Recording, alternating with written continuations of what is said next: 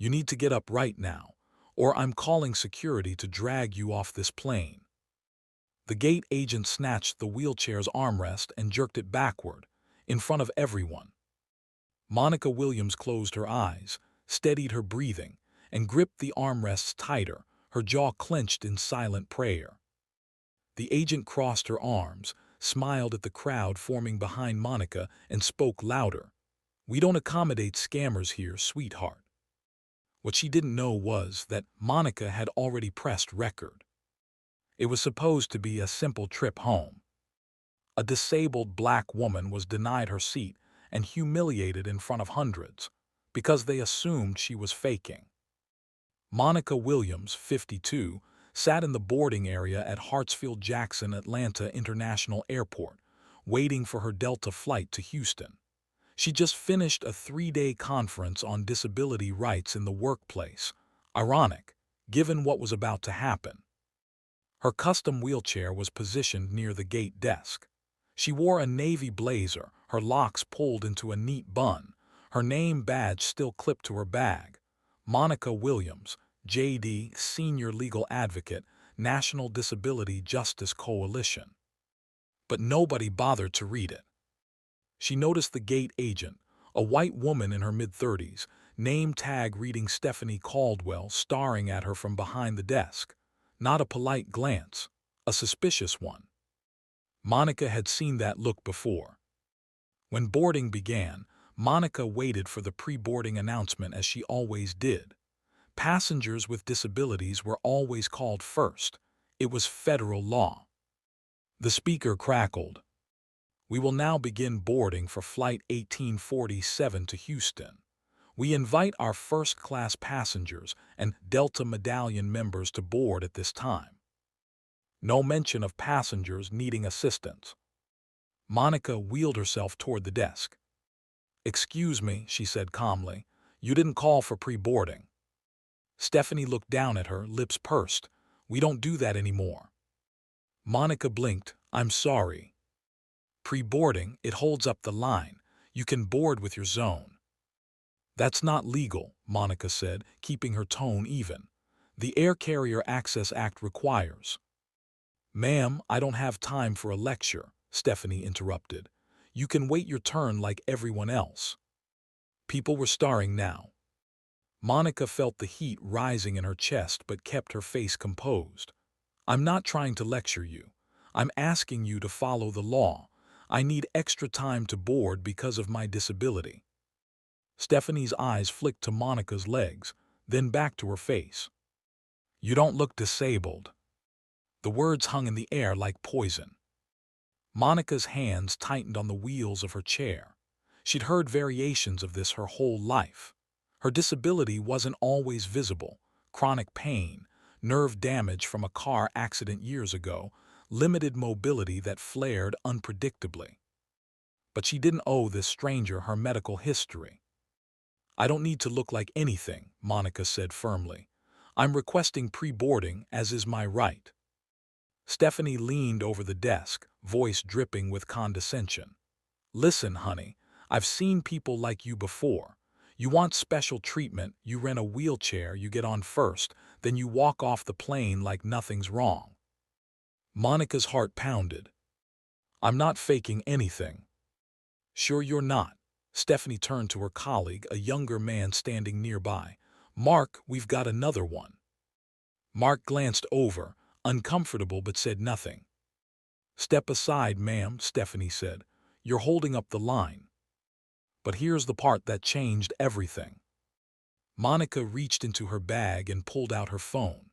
Without a word, she opened the camera app, turned on the recording and set it on her lap, lens pointed forward. "What are you doing?" Stephanie snapped. "Documenting," Monica said quietly, "for my own protection." "You can't record me without my permission." "Actually, I can. This is a public space." Stephanie's face flushed red. "You know what? I'm upgrading this. You're being disruptive." "I haven't raised my voice once." "You're causing a scene." Stephanie picked up the desk phone. "Security to gate B17. We have an uncooperative passenger." Gasps rippled through the crowd. Monica sat perfectly still, her phone still recording. Her voice remained calm, but inside her mind raced. She knew exactly what was happening. She'd seen it in case files, heard it in testimonies. This was discrimination, plain and simple. Within 2 minutes, 2 airport security officers arrived, both men, one white, one black. The white officer, tall and broad-shouldered, looked at Monica, then at Stephanie. "What's the issue?" he asked. "She's refusing to follow instructions," Stephanie said quickly. "She's disrupting the boarding process and recording staff without consent." The officer looked down at Monica. His expression softened slightly. "Ma'am, can you tell me what's going on?" Monica took a breath. "I asked for pre-boarding as I'm entitled to under federal law. I was denied and told I don't look disabled. When I tried to explain, she called security." The black officer, whose name tag read J. Harris, frowned. "Did you request pre-boarding?" he asked Stephanie. "She can board with her zone," Stephanie said defensively. "That's not how it works," Officer Harris said. "Passengers with disabilities get priority." "Well, how am I supposed to know she's really disabled?" Stephanie hissed, quieter now but still defiant. The air went cold. Officer Harris's jaw tightened. "You don't get to decide that." The white officer stepped in. "Ma'am," he said to Monica, "do you have your boarding pass?"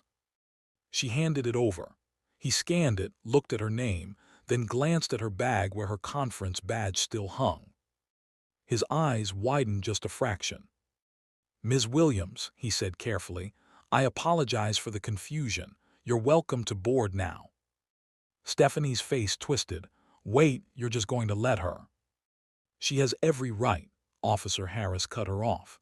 "And if I were you, I'd be very careful about what you say next." Monica wheeled toward the gate. But Stephanie wasn't done. "This is ridiculous," she muttered, but loud enough for others to hear.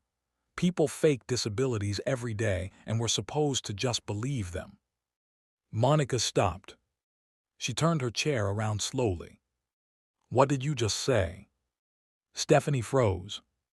"I said people abuse the system." Monica's eyes were steel. "You said people fake disabilities." "I didn't mean." "You meant exactly what you said." Monica's voice was quiet, but it carried. "You looked at me, a black woman in a wheelchair, and decided I was lying. You didn't ask for documentation. You didn't follow protocol. You made an assumption based on how I look." Stephanie's mouth opened and closed. "I'm a civil rights attorney," Monica continued.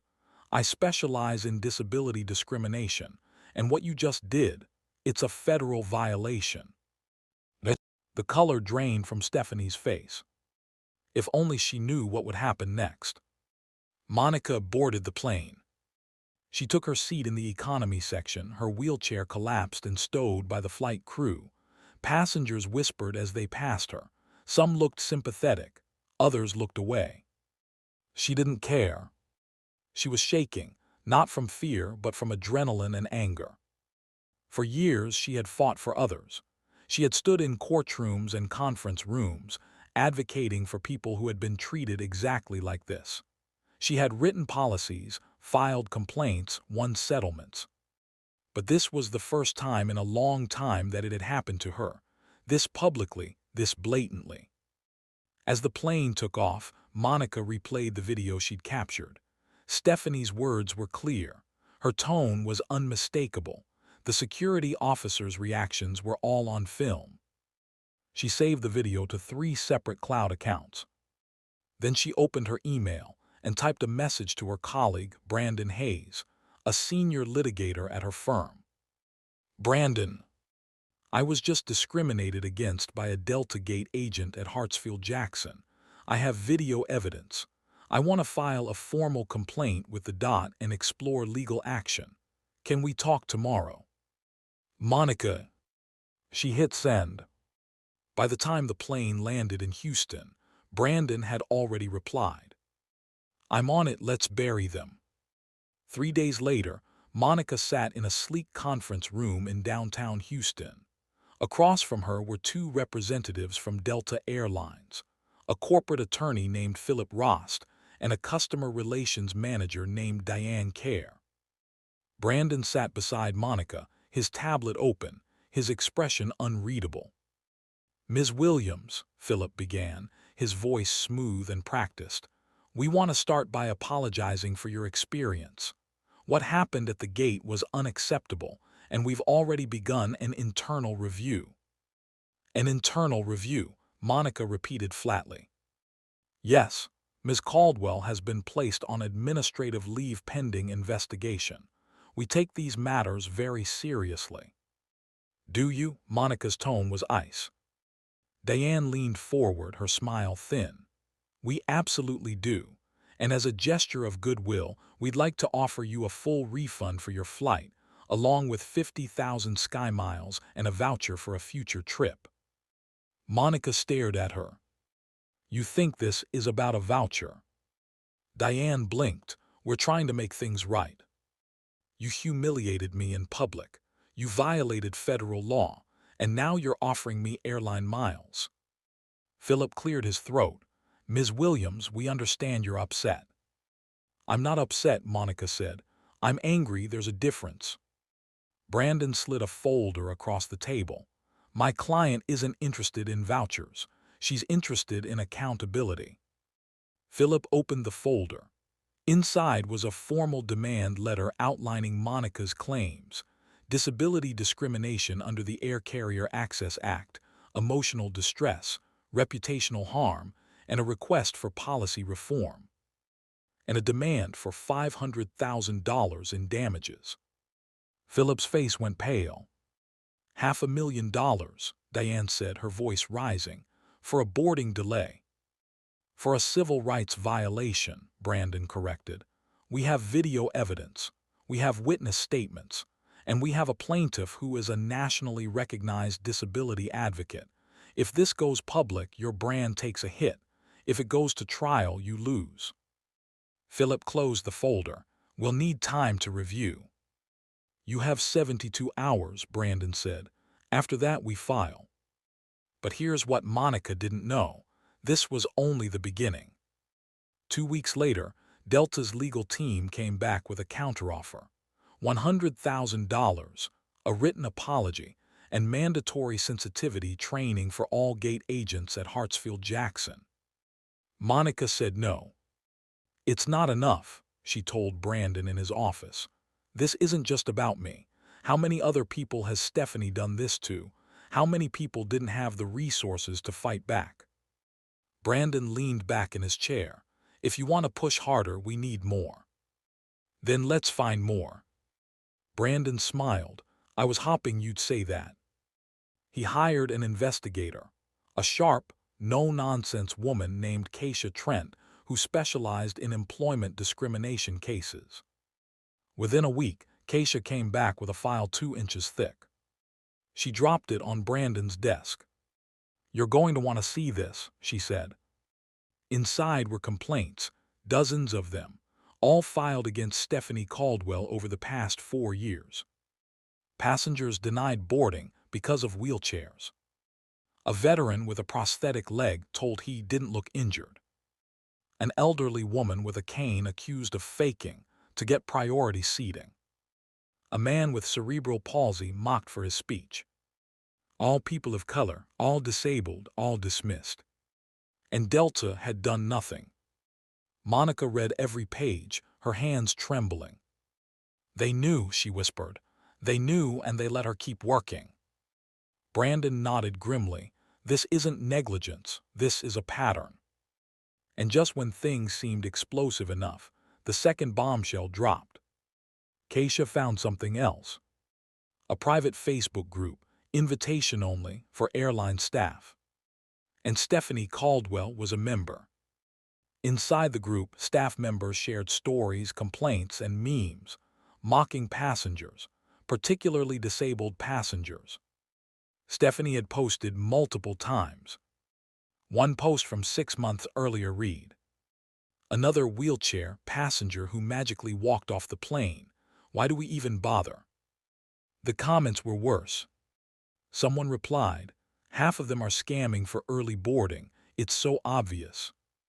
Another, I make them prove it now. If they can stand, they can wait. Keisha had screenshots of everything. Monica stared at the images on Brandon's laptop, her stomach turning. This is systemic, she said. This is a lawsuit, Brandon corrected. They amended the complaint. Now it wasn't just about Monica. It was a class-action lawsuit on behalf of every passenger Stephanie Caldwell, and by extension, Delta Airlines, had discriminated against. The demand jumped to $5 million.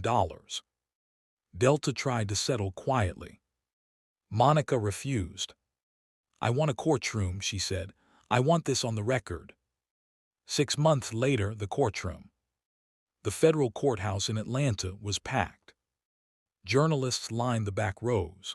Disability advocates filled the gallery. Cameras waited outside. This case had gone national. Monica sat at the plaintiff's table beside Brandon, her wheelchair positioned carefully in the aisle. She wore a black suit, her locks styled elegantly. She looked calm. But her heart was racing. Across the aisle sat Delta's legal team, 4 attorneys in tailored suits, led by Philip Frost. And beside them, looking small and nervous, sat Stephanie Caldwell. The judge, a black woman in her 60s named Judge Evelyn Marshall, entered the courtroom. All rise. Everyone stood, except Monica, who remained seated in her wheelchair with quiet dignity. Judge Marshall's eyes swept the room, then landed on Monica. There was a flicker of recognition, of respect. Please be seated, the judge said. Let's begin. Brandon delivered his opening statement with precision. He outlined the facts, the denial of pre-boarding, the public humiliation, the accusation of faking, the pattern of complaints, the Facebook group. He showed the video Monica had recorded. The courtroom watched in silence as Stephanie's voice filled the room. You don't look disabled. People like you fake it every day. When the video ended, the room was dead quiet. Philip Frost stood for Delta's defense. He argued that Stephanie's actions were individual mistakes, not company policy, that Delta had robust anti-discrimination training, that they had taken corrective action as soon as the complaint was filed. But when Brandon cross-examined Delta's HR director, the cracks showed. How many complaints were filed against Ms. Caldwell prior to this incident? Brandon asked. The HR director, a nervous man named Tom Whitmore, shifted in his seat. I'd have to check the exact number. I'll help you, 17. 17 complaints in 4 years, is that correct? Tom hesitated. That sounds approximately correct. And how many of those complaints involved accusations of disability discrimination? I'm not sure. Brandon held up the investigator's report. 11. 11 separate passengers reported being denied accommodations, accused of faking disabilities or publicly humiliated, all by the same employee. And what action did Delta take? Tom swallowed. She received additional training. Training, Brandon repeated, and then she went right back to work, correct? We believe the training was effective, even though the complaints continued. Tom didn't answer. Brandon turned to the jury. Ladies and gentlemen, this isn't about one bad employee. This is about a company that chose profit over people, that chose convenience over compliance, that ignored 17 red flags because it was easier than holding someone accountable. The jury was riveted. Brandon called his next witness. The plaintiff calls Dr. Renee Thompson. A black woman in her 40s entered the courtroom, walking with a slight limp and a cane. She was dressed in a professional pantsuit, her hair in a sleek bob. Monica's breath caught. She recognized the name. Dr. Thompson took the stand and was sworn in. Dr. Thompson, Brandon began, can you tell the court your profession? I'm a neurologist at Emory University Hospital, she said. "I specialize in chronic pain management." "And are you familiar with the defendant in this case, Stephanie Caldwell?" "Unfortunately, yes." The courtroom leaned in. "Can you explain?" Dr. Thompson's voice was steady. "2 years ago, I flew Delta from Atlanta to Chicago for a medical conference. I have a degenerative spinal condition. I use a cane and sometimes a wheelchair, depending on my pain levels that day." "What happened when you tried to board?" "I was accused of faking my disability by Ms. Caldwell. She told me I was taking advantage of the system and refused to let me pre-board. I filed a complaint with Delta. I never heard back." Gasps echoed through the courtroom. Brandon looked at the jury. So this wasn't an isolated incident. This was a pattern, and Delta knew. Philip Frost stood to object, but Judge Marshall waved him down. "I'll allow it continue." If only Delta knew how much worse it was about to get. Brandon called 2 more witnesses, both passengers of color, both disabled, both humiliated by Stephanie Caldwell. By the time the 3rd witness finished testifying, the jury looked furious. Then came Monica's turn. She wheeled herself to the witness stand. The bailiff helped position her chair, and she placed her hand on the Bible. "Do you swear to tell the truth, the whole truth, and nothing but the truth?" "I do." Brandon approached gently. "Ms. Williams, can you tell the court what happened on the day in question?" Monica took a breath, then she told her story, calmly, clearly, without exaggeration. She described the stares, the words, the assumption, the humiliation. She described how it felt to be reduced to a stereotype in front of strangers. "I've been a disability advocate for over 20 years, Monica said quietly. "I've fought for laws, policies, protections. I've stood beside people who have been marginalized and dismissed. But in that moment, I wasn't an attorney. I wasn't an advocate. I was just a black woman in a wheelchair being told I wasn't worthy of basic dignity." Her voice cracked just slightly. "And the worst part," she looked directly at the jury, "I knew that if I got angry, if I raised my voice, if I showed any emotion, I'd be labeled as aggressive, as difficult. So I stayed calm, I recorded, I did everything right, and I still almost got thrown off that plane." The courtroom was silent. Even Philip Frost looked uncomfortable. When Brandon finished, Philip stood for cross-examination. "Ms. Williams," he said carefully, "you're an experienced attorney. Isn't it true that you knew exactly what to say and do to build a case?" Monica met his eyes. "I knew my rights, yes." "And you intentionally recorded the interaction?" "I recorded to protect myself, which, as it turns out, I needed to do." "But you never showed Ms. Caldwell any medical documentation proving your disability?" Monica's eyes narrowed. "I'm not required to." "But it might have avoided the confusion." "There was no confusion," Monica said firmly. "There was discrimination. I requested an accommodation. She denied it. That's illegal. My medical history is private. I don't owe anyone an explanation for existing in my own body." The courtroom erupted in quiet applause. Judge Marshall banged her gavel. "Order." Philip Frost sat down, visibly shaken. Then came twist 2. Brandon stood again. "Your Honor, the plaintiff would like to submit additional evidence." Judge Marshall raised an eyebrow. "Proceed." Brandon pulled out a tablet and approached the bench.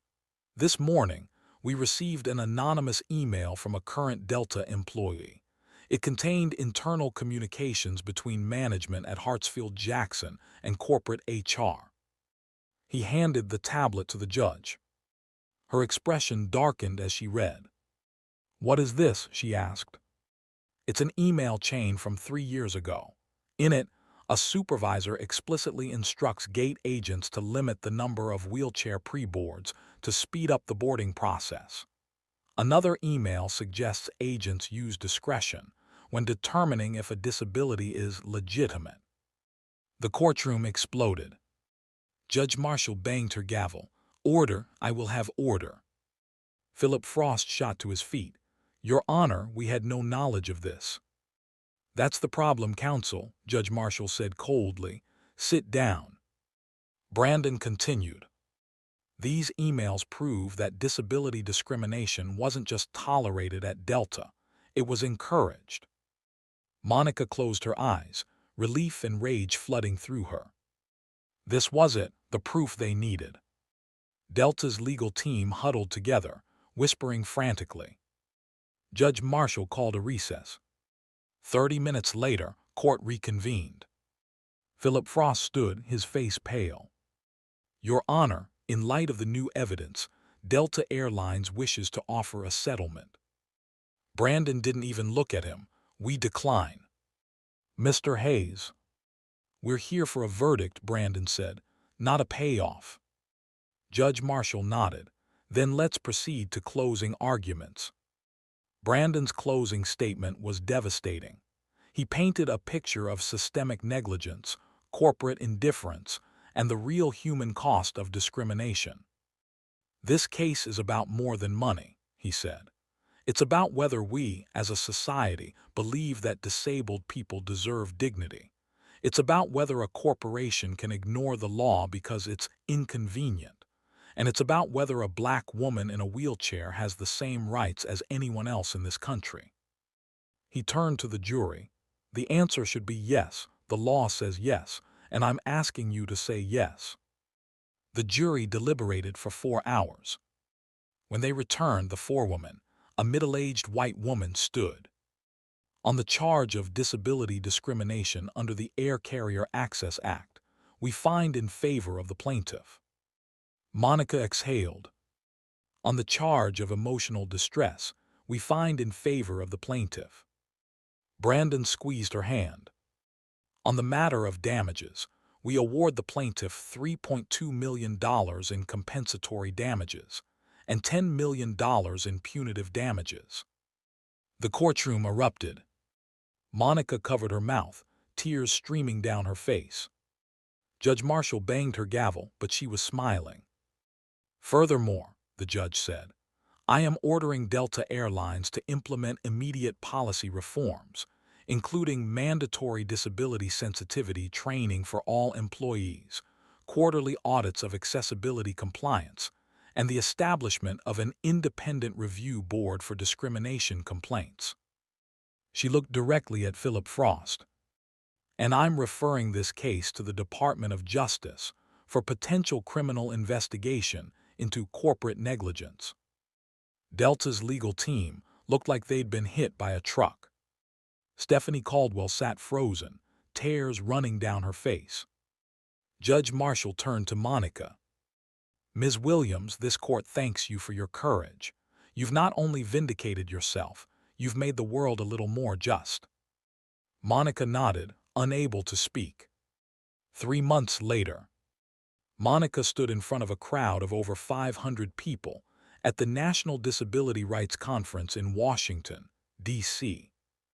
News outlets had covered the case extensively. Delta had issued a public apology. Stephanie Caldwell had been terminated and barred from working in the airline industry. The DOJ had opened a broader investigation into accessibility violations across multiple airlines. And Monica had become a symbol. I didn't ask to be the face of this fight, she said into the microphone, her voice strong. I just wanted to go home. But what happened to me happens every single day to disabled people across this country, especially disabled people of color. The crowd was silent, hanging on every word. We are told we don't look sick enough. We're accused of faking. We're treated like burdens instead of human beings. And for too long we've been told to stay quiet, to be grateful, to not make a scene. She paused. But silence doesn't protect us. Documentation doesn't protect us. Even the law doesn't always protect us. What protects us is standing up, speaking out, demanding better, and refusing to accept anything less than full equality. The room erupted in applause. I won my case, Monica continued. But the fight isn't over. not until every airplane is accessible, not until every gate agent is trained, not until every single disabled person can travel with dignity. She smiled, her eyes bright. So let's keep fighting together.